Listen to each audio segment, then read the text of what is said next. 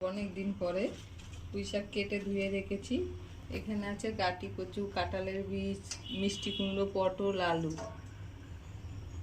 আর এই যে মশলা দেবো, আদা আর কাঁচা লঙ্কা বেটে দেবো। আর একটু ভেজে রেখেছি মশলা, জিরে গুঁড়ো করে দেবো নামানোর আগে।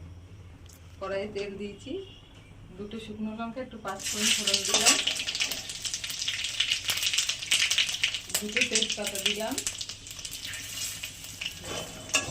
কি দেবো? সবজিগুলো আগে দিয়ে একটু কষিয়ে নেবো।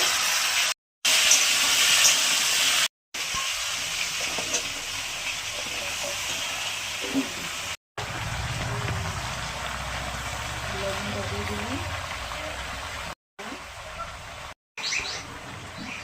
গুঁড়ো দিলাম, জিরে গুঁড়ো বেশি দিলাম। এইগুলো মিষ্টি হয় না বল। এবার আদা কাঁচা লঙ্কা বাটাটা দিয়ে ঢাকা দিয়ে দেবো।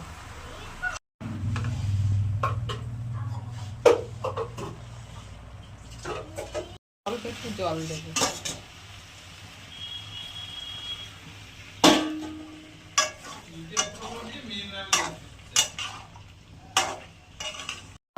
তারপরে নামানোর আগে একটু জিরে ভেজে গুঁড়ো করে রেখেছি, ওটা দিয়ে দিলাম।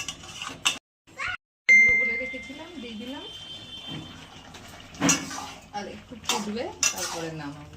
একটু শুকনো শুকনো করবো।